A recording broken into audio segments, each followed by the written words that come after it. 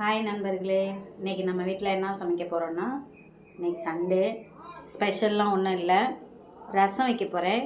ரசம் வச்சு chicken gravy பண்ண போகிறேன்.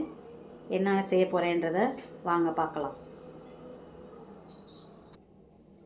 ரசத்துக்கு எப்போதுமே தக்காளி நிறையா போடணும், அப்போ தான் டேஸ்ட்டாக இருக்கும். நிறைய போட்டிருக்கேன். போட்டு நல்லா பெனஞ்சு சாறை நல்லா எடுத்துடணும். தக்காளி நிறையா போட்டால் அது ஒரு டேஸ்ட்டாக இருக்கும். நான்லாம் முன்னாடி சும்மா ஒரு 2 தக்காளி போட்டு தான் செய்வேன். என் ஃப்ரெண்டு தான் நிறைய தக்காளி போட்டு செய்வாள். சரி, அவள் டேஸ்ட்டு நம்மளுக்கு வரமாட்டேங்குது. என்ன தான் செஞ்சாலும் ஒரு சிலரோட கைப்பக்குவம் வரவே மாட்டேங்குது. நானும் எப்படி சமைச்சு போட்டாலும் என் மக குறை சொல்லிக்கிட்டே தான் இருப்பாள். அத்தை செய்கிற மாதிரி இல்லை, என்னன்னாலும் அத்தை கைப்பக்குவம் வேறேன்ட்டு. ட்ரை பண்ணி பார்ப்போம். ஒவ்வொருத்தருக்கும் ஒரு கை டேஸ்ட் இருக்குல்ல. தக்காளி நிறைய போட்டு நல்லா பெனஞ்சிக்கணும். பெனஞ்சிட்டு அந்த தோலை பூரா வெளியில் எடுத்துடணும். அப்போ தான் நல்லாயிருக்கும். இன்றைக்கி எல்லார் வீட்லேயும் என்ன சமையல்னு சொல்லுங்கள். என்ன சமைக்க போகிறீங்க கமெண்ட்டில் சொல்லுங்கள். வீடியோலாம் அவ்வளோவா யாரும் பார்க்க மாட்டேறீங்க. வீடியோலாம் கொஞ்சம் பார்த்து சப்போர்ட் பண்ணிங்கன்னா தான் நம்மளும் ஒரு சேனலை உருவாக்க முடியும். எங்கே பார்க்கவே மாட்டேறீங்களே. அடுத்தடுத்து என்ன சமையல் செய்கிறேன்னு பாருங்கள். ஒலை கோச்சிக்கிட்டு இருக்கு. ஓகேவா? கீழே குனிஞ்சு வச்சா என் மூஞ்சி தெரிய மாட்டேங்குது. ஒலை கோச்சிக்கிட்டு இருக்கு. இப்போ ரசத்துக்கு ரெடி பண்ணுவோம். அடுத்தது சிக்கன் கிரேவி செய்வோம். பார்ப்போம் எல்லாமே. வாங்க 1 by 1 பார்ப்போம். ஓகே.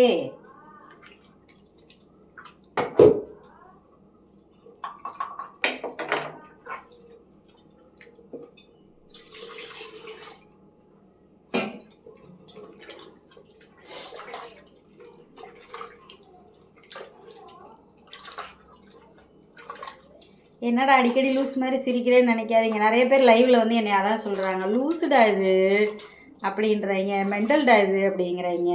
எதுக்கு தான் என்னை அப்படி பேசுகிறாங்கன்னு எனக்கே தெரிய மாட்டேங்குது. சரி, நம்ம பிள்ளைங்க தானே சொல்லிட்டு போகிறாங்க, விடுங்க. அப்படி தக்காளியை நல்லா புழிஞ்சு ஏறுங்க, சக்கையை எடுத்துடணும். அப்போ தான் நல்லாயிருக்கும். எல்லாம் சக்கையாக இருக்கும். ஏன்னா நிறைய தக்காளி போட்டிருக்கோம்ல, அதனால் நல்லா புழிஞ்சு எடுத்துட்டு புளி கொஞ்சமாக போடணும். கொஞ்சமாக போட்டு புளியை கரைச்சி இதில் ஊற்றிக்கணும்.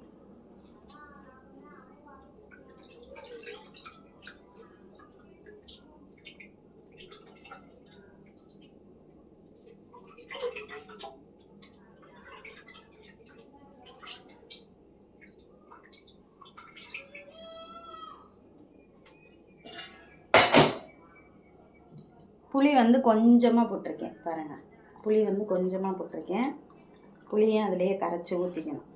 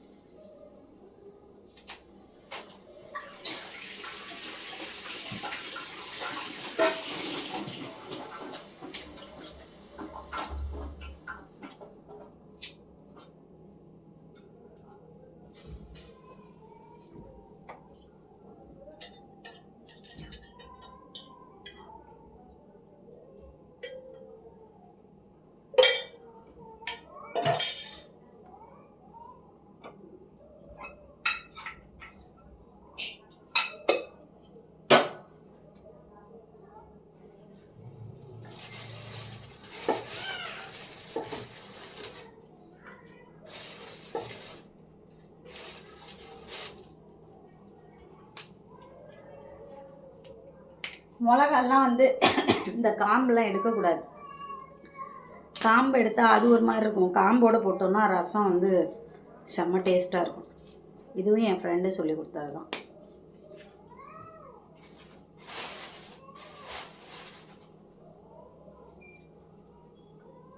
இந்த அடுப்பு கொஞ்சம் மெதுவாக எரியுது, என்னன்னு தெரியல. சர்வீஸ் பண்ண மாட்டிருக்கு, ரொம்ப வருஷம் ஆச்சு அடுப்பு வாங்கி, சர்வீஸ் பண்ண மாட்டிருக்கு.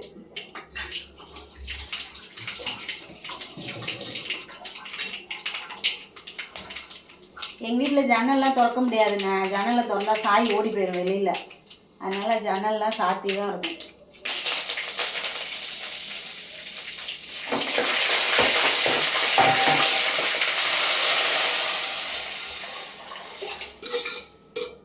எல்லாம் மிளகு ஜீரகம் எல்லாமே இதிலே போட்டுருவோம், அப்போ தான் நல்லாயிருக்கும், அது ஒரு டேஸ்ட்டாக இருக்கும்.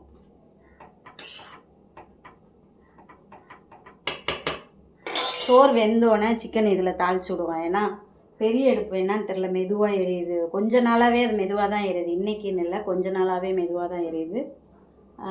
அதனால் இந்த ஒரு அடுப்பு தான் நல்லா எரியுது. இந்த அடுப்பில் சாப்பாடை வடிச்சிட்டு அதுக்கப்புறம் நம்ம சிக்கன் தாளிக்கலாம், சரியா?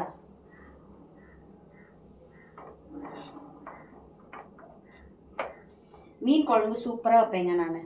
மீன் குழம்பு ஸ்பெஷல் நான் எங்கள் வீட்டில். ஆனால் வந்து என் பிள்ளைங்க மீன் குழம்பு சாப்பிடாது, புளிக்குழம்பு சாப்பிடாது. எங்கள் பாப்பா மட்டும் பூண்டு குழம்பு வச்சா சாப்பிடுவா. எங்கள் வீட்டில் வந்து புளிக்குழம்பு வச்சு கிட்டத்தட்ட 18 வருஷம் ஆகுது. என் பையனுக்கு ஒரு 4 வயசு இருக்கையில் புளிக்குழம்பு சாப்பிட மாட்டேன்ட்டான். அதுக்கப்புறம் நான் ஏமாற்றி இந்த மொச்சை கொண்டைக்கடலை இதெல்லாம் போட்டு வச்சு இது மொச்சை குழம்புடா கொண்டைக்கடலை குழம்புடான்னு ஏமாற்றி ஊட்டினேன். ஒரு 6 வயசு வரையிலலாம் வந்து தெரிஞ்சுக்கிட்டான், அவன் ஏமாத்துறேன் அப்படின்னு தெரிஞ்சுக்கிட்டு சாப்பிட மாட்டேன்ட்டான்.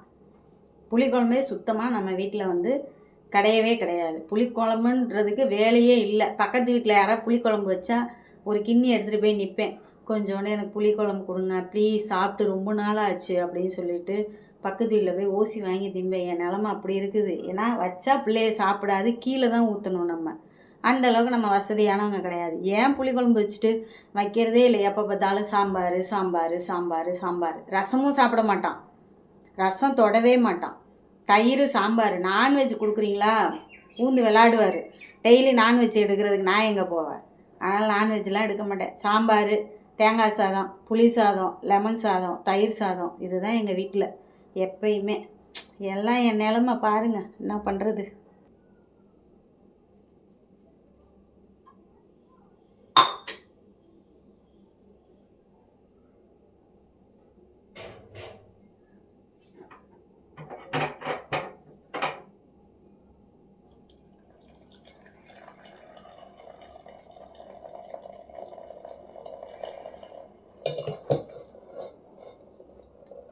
சாப்பாடு வடிக்கிறேன். சாப்பாடு வடித்தாச்சு. சாட்சி தான் காமிக்கணும் மாட்டு. சாப்பாடு வடித்தாச்சு. கொஞ்சம் ஸ்டாண்டு சரியில்லை. ஸ்டாண்டு வந்து நம்ம ஒரு பக்கம் வச்சா அது ஒரு பக்கம் போகுது. என்ன பண்ணுறதுன்னு தெரில. எல்லாமே எனக்கு சோதனையை கொடுத்தா நான் என்ன தான் பண்ணுறது? கட்டின புருஷனும் சரியில்லை, பெற்றதும் சரியில்லை, சொன்ன பேச்சே கேட்க மாட்டேங்குது. நான் என்ன பண்ணட்டும் சொல்லுங்கள்? சரி, சேனலில் வர பிள்ளைகளாவது சொன்ன பேச்சுன்னு கேட்கணுன்னு பார்த்தா ஒருத்தன் லவ் பிரேக்கப்புன்ட்டு வரான், ஒருத்தன் லவ் பண்ணுறேன்ட்டு வரான். நான் யாருக்கு தான் சொல்கிறது சொல்லுங்கள்? லவ் பண்ணாதீங்கடானா கேட்குறாங்களா? கேட்க மாட்றாங்க. அப்புறமா வந்துட்டு அம்மா என்னை ஏமாற்றிட்டு போயிட்டா மம்மி மம்மின்றாங்க. என்ன பண்ண போங்க, யாரையுமே நம்ப முடியல இந்த காலத்தில். லவ்வுக்கு மட்டும் அட்வைஸ் மட்டும் பண்ணவே பண்ணாதீங்க, பண்ணவே கூடாது.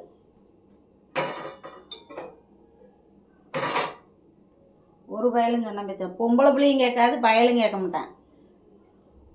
லவ்வுக்கு மட்டும் எது பண்ணவே அட்வைஸ் பண்ணவே கூடாது. என்கிட்ட லவ் பண்ணுங்க என்னமோ பண்ணுங்கன்ட்டு விட்டுறணும். அப்புறம் முட்டி மோதி அழுதுட்டு வருங்கள்ல, அப்போ வச்சு 4 குத்து குத்தணும். அப்பா அம்மா எவ்வளோ கஷ்டப்பட்டு படிக்க வைக்கிறாங்க. நம்ம படிச்சுட்டு ஒரு வேலை வெட்டிக்கு போயிட்டு அதுக்கப்புறமா பண்ணலாம். படிக்கையிலே என்ன எந்த பிள்ளை தான் கேட்குது சொன்னது.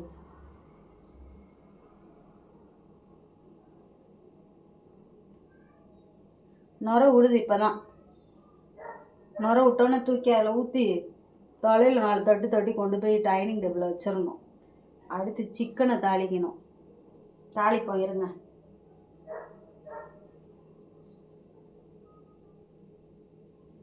மீன் சாப்பிட்ணுன்னு ஆசையாக இருக்குது. எங்கே மீன் செஞ்சால் அந்த பிள்ளைங்க சாப்பிட மாட்டேங்குது. கடுப்பாக வருது எனக்கு. ரொம்ப ஆசையாக இருக்குது மீன் குழம்பு சாப்பிட்ணும் அப்படின்னு சொல்லிட்டு. என் மகன் என்கிட்ட நண்டு செஞ்சு தர சொல்லி கேட்டிருக்கேன். எனக்கு நண்டு செய்ய தெரியாது, அதனால் நான் நண்டு செய்யலை. நிமித்தி வைக்கிறேன், திரும்பி அப்படியே இறங்குது. தலை தெரிய மாட்டேங்குது என் தலை. அப்படி நிமித்தி வச்சா தெரியுது, கொஞ்ச நேரத்தில் அவ்வளோதான், அப்படியே இறங்கி என் தலை மறையுது பாருங்கள்.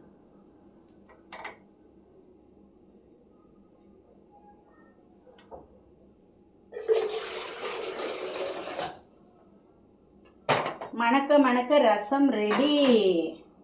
இப்படி உடனே என்ன பண்ணணும், மூடியை போட்டுடணும், இல்லைன்னா வாசம் போயிடும். ரசத்தோட வாசம் போயிடுச்சுன்னா நல்லா இருக்காது.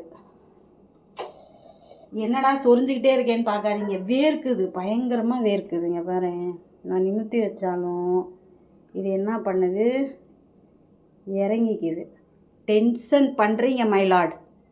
அப்படியே இறங்குது பாருங்கள், கொஞ்சம் கொஞ்சமாக கொஞ்சம் கொஞ்சமாக. அப்படியே குத்துனேன்னு வச்சுக்கா, ஸ்டாண்டு அப்படியே இறங்குது. என்னத்த சொல்ல, கழுவிட்டு வரேன்.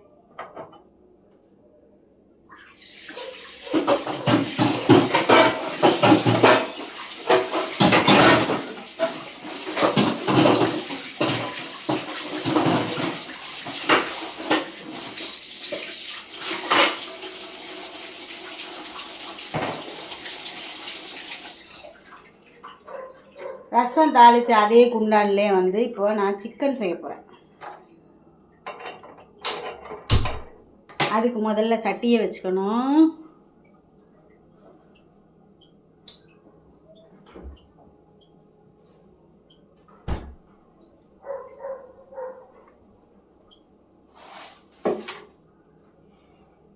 பயங்கரமாக வேர்க்குது சரிங்களா. எங்கே தூக்கி வச்சுருந்தேன் ஸ்டாண்டே இறங்கிடுச்சு பாருங்கள்.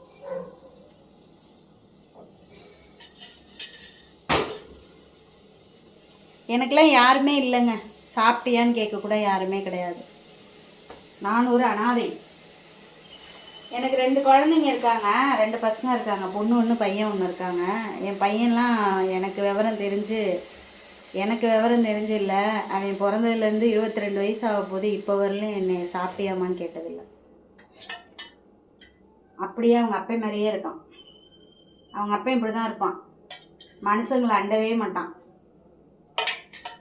யார் வீட்டுக்கு வராங்க, விருந்தாட்டில் யார் வீட்டுக்கு வராங்கன்னா வாங்கன்னு கூப்பிட மாட்டான். எனக்கு அவனுக்கும் வந்து ஃபஸ்ட்டு எங்களுக்குள்ள பிரிவினை அப்படின்னு வந்தது அந்த விஷயத்தில் தான். என்னன்னா யாரையுமே வாங்கன்னு கூப்பிட மாட்டான், மனுஷ மக்களை வந்து அண்டவே மாட்டான், தனியாக இருக்கணும்னு நினப்பான், ஓரியாக இருக்கணும்னு நினப்பான். அதனால தான் அவனுக்கு எனக்கு பிடிக்காமல் போனது. காரணம் மெயின், நாங்கள் 2 பேர் பிரிய காரணமே மெயின் ரீசன் அதுதான். 2வது வந்து ஏதாவது ஒன்று நம்ம வந்து ஒரு யாருமே வந்து குடிசை வீட்டில் இருக்கவங்க வந்து கொஞ்சம் நல்ல நிலமை, ஒரு நல்ல வீட்டுக்கு, ஒரு பைப்பு இருக்க வீட்டுக்கு, ஒரு பாத்ரூம் இருக்க வீட்டுக்கு போகணுன்னு தான் நினப்பாங்க, ஆசைப்படுவாங்க. நம்ம அந்த மாதிரி ஒரு வீடு வந்து வாடகைக்கு பார்த்தோன்னா உங்கள் பொண்ணு ஆடம்பரமாக வாழுதுன்னுவான். இன்றைக்கி அடுத்தவங்க பொண்டாட்டியை கூட்டிகிட்டு போயிட்டு 6500 வீட்டு வாடகையில் இருக்கோம். ஆனால் நான் இருக்க வீடு 5000, இப்போ 1000 ஏற்றிட்டாங்க.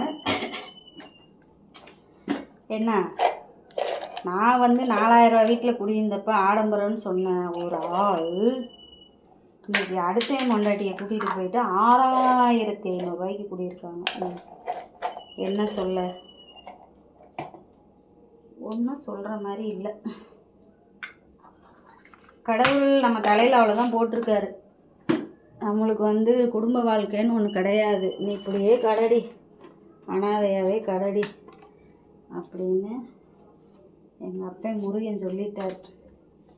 அதனால அனாதையாகவே கிடக்கேன். பார்ப்போம்.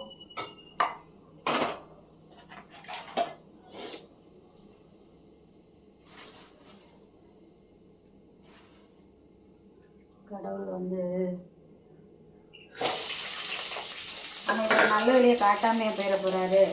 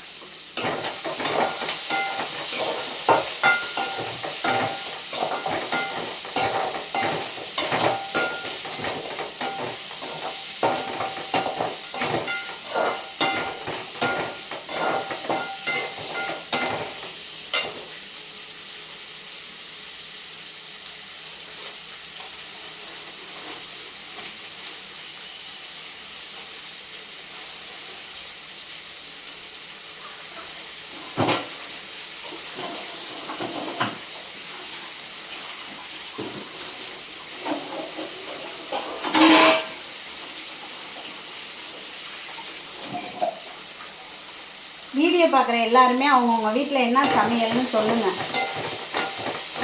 என்னம்மா சமையல் வீடியோ போடுறேன்ட்டு சொந்த கதை சோக கதையெல்லாம் சொல்கிறியேம்மான்னு தயவு செஞ்சு நினைக்காதீங்க.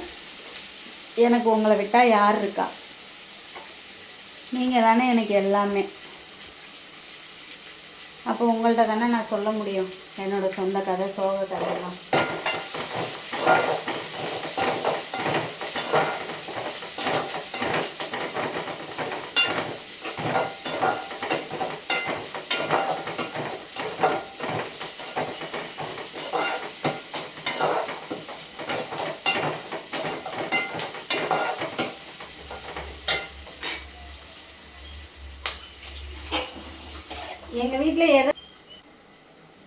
எங்கள் வீட்டில் வந்து எந்த வேலை செஞ்சாலும் கையை சும்மா கழுவிடணுங்க.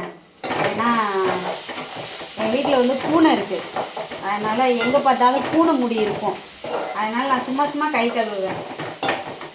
கை கழுவிட்டு தான் எந்த வேலையும் செய்கிறது. எதை தொட்டாலும் பூனை முடி இருக்கும். இந்த அடுப்பு மேலேயே பார்த்திங்கன்னா அவ்வளோ முடி கிடக்கும். அதனால் சும்மா கையை கழுவிடுறது. கையை கழுவிட்டு தான் சமையல் வேலையே.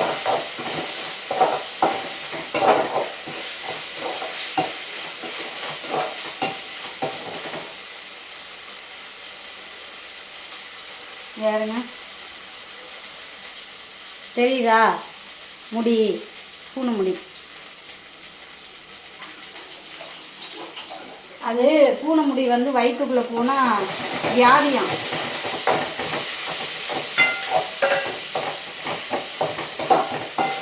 முன்னெல்லாம் சமைச்சு கொண்டு போய் வச்சேன்னா பிள்ளைங்களை திட்டுவேன். கரண்டியை வந்து சாப்பாட்டுக்குள்ளே போடாதீங்க, சாப்பாடு போட்டுட்டு கரண்டியை தட்டி மேலே வச்சிடணும்னு. இப்போல்லாம் வந்து கரண்டியை உள்ளேயே போட சொல்லிடுறது.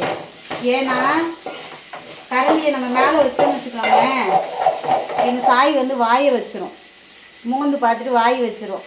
அதுக்கு பயந்துக்கிட்டே எல்லாமே ஒன்று பார்த்து தாங்க செய்கிறது. அது பாவம் வாயில்லா ஜீவன், அதுக்கு என்ன தெரியும்? அதனால் நம்ம அதை போய் நம்ம அடிக்க முடியுமா, திட்ட முடியுமா?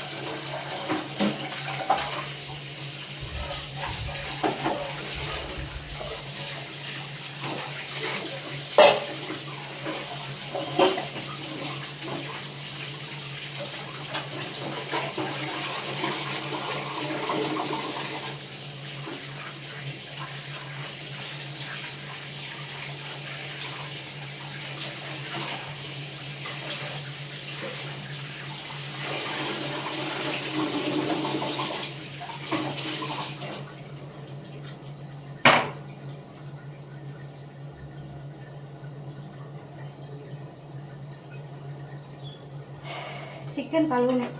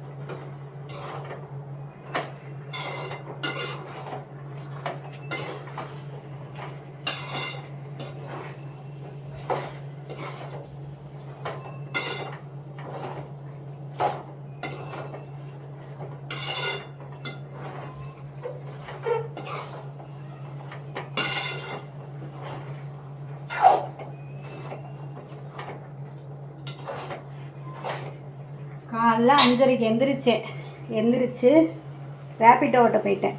போயிட்டு 9 மணிக்கு வந்தேன். வரதுக்குள்ளே என் மகன் சிக்கன் வாங்கி வச்சுருந்தான். சரி ரசத்தை வச்சுட்டு சிக்கனை வறுப்போம், சாப்பிட்டுட்டு படுத்துடணும். திரும்பி சாயந்தரம் இருந்து குளிச்சுட்டு ரேப்பிட்டோ ஓட்ட போகணும். இன்றைக்கி ஞாயிற்றுக்கிழமை நான் ஹோட்டல் வேலைக்கு போக மாட்டேன், திங்கக்கிழமை தான் போவேன். எப்பயுமே ஞாயிற்றுக்கிழமை போக மாட்டேன். கடையில் ஆள் இல்லைன்னா மட்டும் கூப்பிட்டு விடுவாங்க, அப்போ மட்டும் ஞாயிற்றுக்கிழமை வேலைக்கு போவேன். கொஞ்சோண்டு தண்ணி ஊற்றுவோம், அப்போதான் நல்லாயிருக்கும்.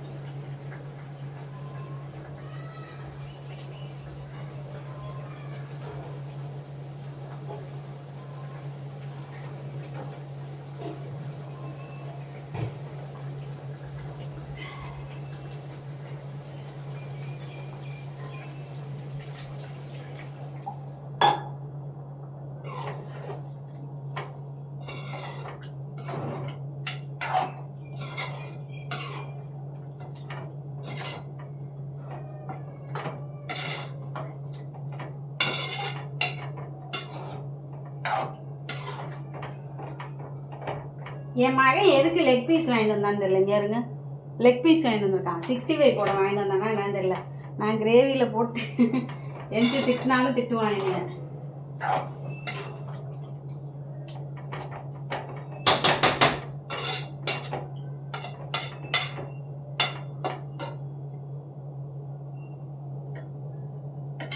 செம்ம வாசங்க, சூப்பர் வாசம்.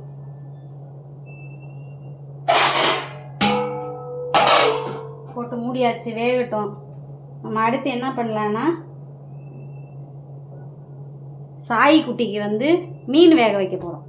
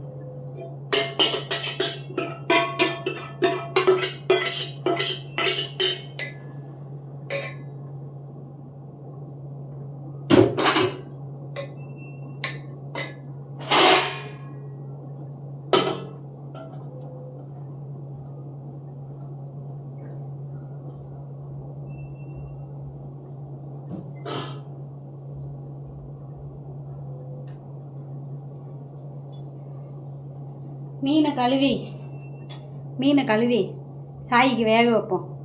அதுதான் அதுக்கு சாப்பாடு. மீனை கழுவிட்டு வரேன்.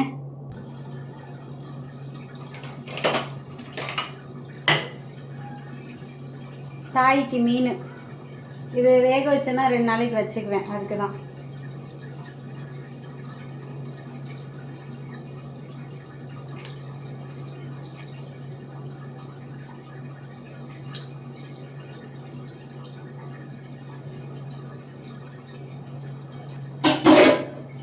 மீன் வந்து எங்கள் அண்ணன் மார்க்கெட் போவான், அவன் கடைக்கு மீன் வாங்க. எங்கள் அண்ணன் ஹோட்டல் தானே வச்சுருக்கான். அவனுக்கு வாங்க போகையில் எனக்கு வாரம் வாரம் வாங்கி கொடுத்துருவான். வாங்கினா சமையல் முடிச்சாச்சு. சிக்கன் கிரேவி, அப்புறம் வந்து ரசம், அப்புறம் வந்து சாப்பாடு. அதுதான் இன்றைக்கி நம்ம வீட்டு சமையல். இது தான். வந்து நம்ம சேனலுக்கு சப்போர்ட் பண்ணுங்கள். ரொம்ப சிம்பிளாக தான் இருக்கு போனாங்க. என்னடா இப்படி வேர்த்து ஊற்றிட்டு ஒரு வீடியோ போடுறாங்களே அப்படின்னு சொல்லி சப்போர்ட் பண்ணாமல் போயிடாதீங்க. தயவு செஞ்சு சப்போர்ட் பண்ணுங்கள். நான் ஒரு சாதாரண குடும்பத்து பொண்ணு தான். லைவ் போடுவேன், டெய்லி லைவ் போடுறேன். அப்புறம் ஷார்ட்ஸு டைம் இருக்கப்போ ஷார்ட்ஸ் எடுத்து போடுறேன். ஏன்னா நான் 2 வேலை பார்க்குறேன். ரேப்பிடோ ஓட்டுறேன், அப்புறம் ஹோட்டல் வேலைக்கு போகிறதுனால எனக்கு டைம் இருக்க மாட்டேங்குது. டைம் இருக்கப்போ நான் போடுறேன்.